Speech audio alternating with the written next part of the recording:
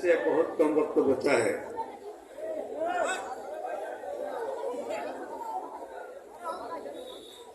हमारे साथ बहुत से अनसंग हीरोज हैं, जिसमें से मैं एक का नाम ले रहा हूं।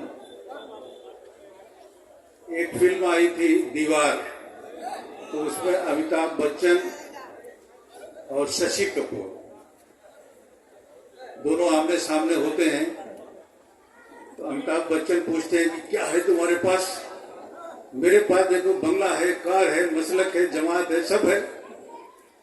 तुम्हारे पास क्या है? वो कहता है कि मेरे पास माँ है।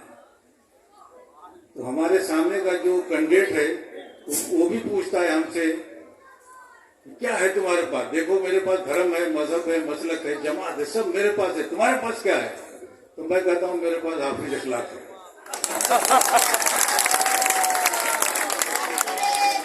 एक छोटा मजदूर आदमी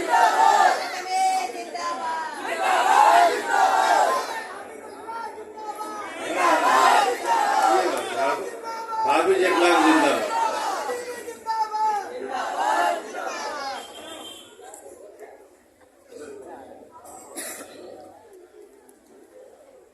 सही बात यह है कि सारी बातें कही जा चुकी हैं और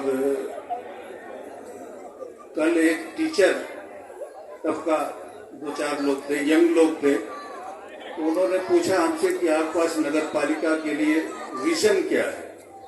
मतलब उसको बढ़ाने के लिए जो नगर पालिका की लिखित चीजें हैं, जो जिम्मेदारियां हैं, जो कानून है, उससे अलग क्या सोचते हैं? तो जवान थे, उनकी सोच है कि अलग से काम किया जाए। हमने उनसे कहा कि देखिए हमने कई सारे ऐसे काम किए थे और कई ऐसे काम हैं जो सामने आएंगे। डिजिटली नगर पालिका को कंप्यूटराइज करना, पोर्टल बनाना, आपकी नगर पालिका आपके द्वार पर चली जाए, आपके दरवाजे पर रहे, आपके मोबाइल पर रहे। जो सारे काम के लिए आप नगर पालिका जाते हैं वो बहुत सारे काम नहीं करना पड़ेगा, क्योंकि हमारे पास पोर्टल होगा, उससे बहुत सारे काम हो जाएंगे। ये हम करने की कोशिश करेंगे और ये दूसरी नगर पालिकाओं में हो रहा है।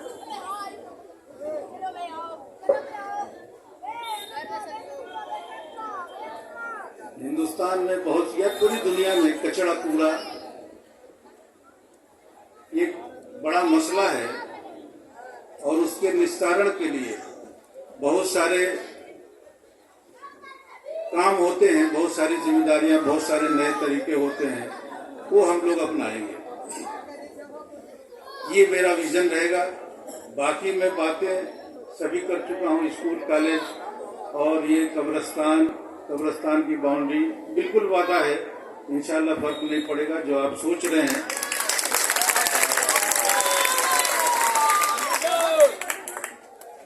मुझको लगता है कि मेरे वादा करने से पहले ही आप समझ रहे हैं कि मैं इसको कर लूंगा और कोई ऐसी बड़ी चीज नहीं है। उसमें पानी, मिट्टी डलवाना, बाउंड्री कराना, ऊंची कराना, ये सब नगर पालिका के बहुत छोटे मोटे काम माने जाते हैं। अब उसके बाद जो मैं दरखास्त कर रहा हूँ वो यही कि आपके सामने एक ऐसी कैंडिडेट है जो सही में पढ़ी लिखी है, बाअखलाक है और हमने उसको अपनी लाइफ से बहुत दूर रखा था पढ़ने के लिए और पढ़ाई में बहुत बिजी रहती थी, बहुत ज्यादा पढ़ती थी और हर क्लास में उसने कम बेश टॉप किया था। और अपने जो यूनिवर्सिटी उसकी थी, उसमें जो थोड़े से स्टूडेंट होते हैं आखिर में जाके जो एमएस करते हैं, एमडी करते हैं, उसमें उसकी फर्स्ट पोजीशन थी। बाकी जिंदगी में बेटियों की जिंदगी आप समझते हैं कि एक किस्मत, उसके बाद दूसरी दुनिया एकदम शुरू हो जाती है जब उसकी शादी होती है।